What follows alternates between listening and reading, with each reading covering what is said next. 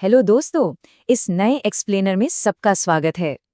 जरा सोचिए, क्या कभी ऐसा लगा है कि हर इंसान का अपना एक अलग ही ऑरा होता है? मतलब एक खास वाइब जो उनके हर एक डिसीजन और बिहेवियर को कंट्रोल करती है। आज हम इसी रहस्य से पर्दा उठाने वाले हैं। तो आज के हमारे इस एक्सप्लेनर का एजेंडा बहुत ही सॉर्टेड है। सबसे पहले हम जानेंगे पर्सनैलिटी के इन 4 रंगों को, रेड, येलो, ग्रीन और ब्लू। इनकी एनर्जी और गहराई को डिकोड करेंगे और हाँ, लास्ट में एक बहुत ही मजेदार पर्सनैलिटी असेसमेंट क्विज भी है जिससे असली रंग पहचाना जा सकेगा। चलिए शुरू करते हैं। सेक्शन 1, व्यक्तित्व के 4 रंग, मानव स्पेक्ट्रम की खोज। आइए सीधा टॉपिक पर आते हैं। सेक्शन 2, रेड और येलो की energy, the loud, the bold and the energetic. तो सबसे पहले बात करते हैं रेड पर्सनालिटी वालों की। इमेजिन कीजिए कोई ऐसा इंसान जो किसी कमरे में एंट्री लेता है तो लगता है जैसे पूरी अथॉरिटी उसी के पास है, एकदम बॉस वाली वाइब। इन लोगों को हमेशा जीतना पसंद होता है और चैलेंजेस तो जैसे इनका फेवरेट गेम है। अगर इनसे कोई काम करवाना होना तो बस इतना कह दो कि भाई ये काम तो इम्पॉसिबल है, फिर देखिए ये उस नामुमकिन काम को भी कैसे चुटकियों में मुमकिन कर देते हैं। अब इनका कंट्रास्ट देखिए, ये बड़ा दिलचस्प है। इनकी सबसे बड़ी ताकत है इनका टू द पॉइंट और डायरेक्ट होना। इधर उधर की बातों में टाइम वेस्ट करना इन्हें बिल्कुल पसंद नहीं। लेकिन यही चीज़ कभी कभी इन पर भारी पड़ जाती है। ये लोग बहुत इम्पेशेंट यानी अधीर होते हैं। कई बार इनकी सीधी सपाट बातें दूसरों को बुरी लग सकती हैं। और सच कहें तो कभी कभी इनका ईगो बुर्ज खलीफा से भी ऊंचा हो जाता है। और इस बात को परफेक्टली इलिस्ट्रेट करते हैं कुछ मशहूर चेहरे, जैसे बराक ओबामा, स्टीव जॉब्स और फ्लॉयड मेवेदर। इन सभी में वो कभी हार न मानने वाली और हमेशा नंबर 1 रहने की जो भूख है ना, वही इन्हें एक परफेक्ट रेड पर्सनालिटी बनाती है। अब स्पेक्ट्रम के दूसरे रंग की तरफ चलते हैं, जो है येलो। हर फ्रेंड सर्कल में एक ऐसा इंसान जरूर होता है जिसकी बातें ही खत्म नहीं होती, है ना? बस वही है येलो पर्सनालिटी वाले। इनमें एनर्जी कूट कूट कर भरी होती है, इतनी कि कभी कभी लगता है ये इंसान है या डायनामो। ये लोग हद से ज्यादा पॉजिटिव होते हैं। चाहे कितनी भी बुरी सिचुएशन क्यों ना आ जाए, इन्हें उसमें भी कोई ना कोई उम्मीद की किरण दिखी जाती है। इनकी पर्सनैलिटी में एक ऐसा गजब का अट्रैक्शन होता है कि लोग चुंबक की तरह इनकी तरफ खिंचे चले आते हैं। येलो रंग वालों के दिमाग में शानदार आइडियाज की भरमार होती है और ये दूसरों को मोटिवेट करने में मास्टर होते हैं। लेकिन अगर इनकी कमजोरियों की बात करें तो इनका ध्यान बहुत जल्दी भटक जाता है।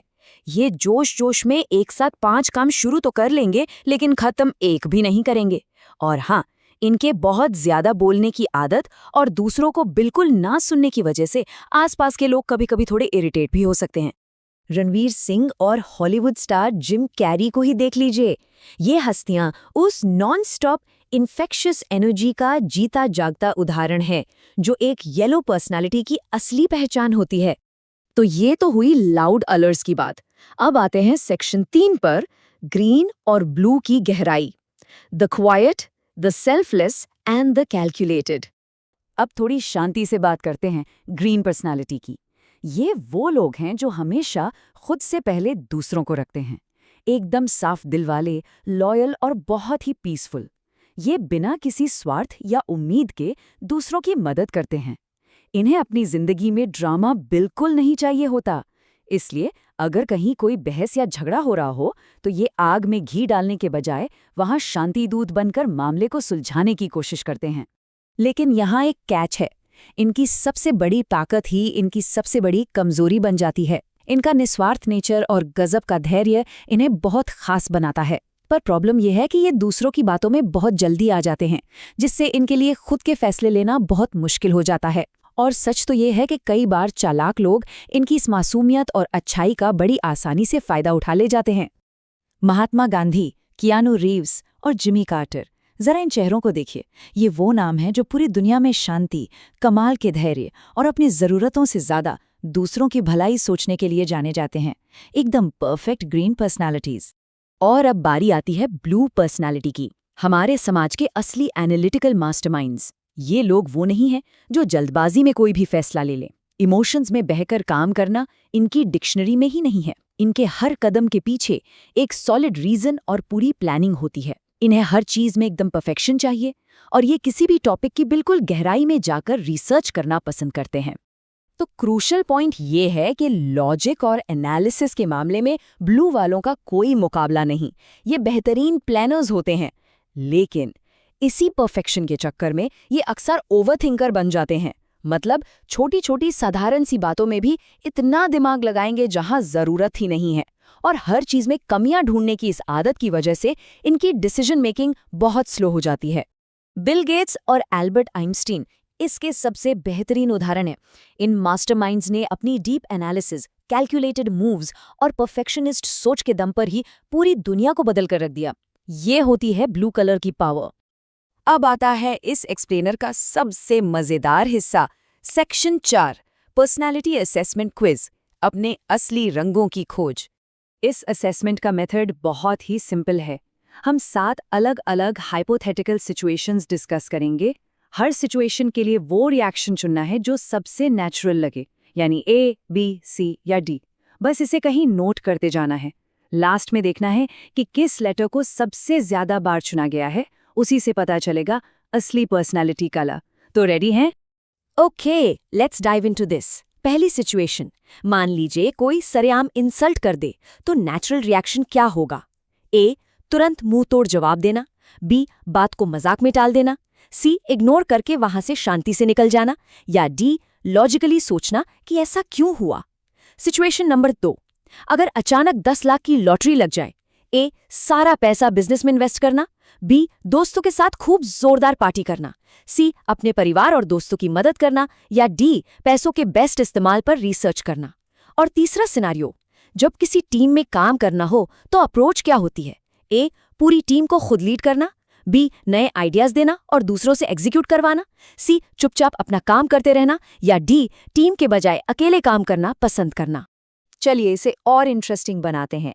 चौथी सिचुएशन, अगर 2 अच्छे दोस्तों के बीच भयंकर झगड़ा हो जाए। ए, जो सही है सीधा उसका साथ देना। बी, चिल मारना कि यार खुद ही सुलझ जाएगा।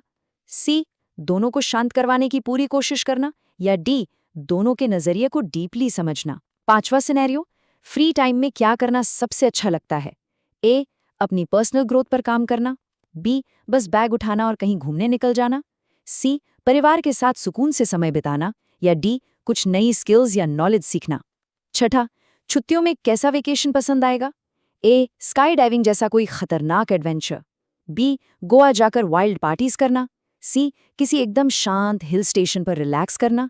या डी, किसी हिस्टोरिकल जगह जाकर वहां की हिस्ट्री एक्सप्लोर करना। और आखिरी सवाल, लाइफ का सबसे बड़ा गोल क्या है? ए, पैसा और ढेर सारा पावर। बी, बस लाइफ को पूरी तरह एंजॉय करना। सी, एक शांतिपूर्ण और खुशहाल परिवार। या डी, अपने काम में 100% परफेक्ट होना। ऑप्शंस नोट कर लिए? सेक्शन 5, रिजल्ट्स और कंक्लूजन, रंगों को डीकोड करना। अब वक्त आ गया है सच जानने का। दिल थाम कर बैठिए, क्योंकि अब रिजल्ट सामने हैं। चलिए टैली करते हैं।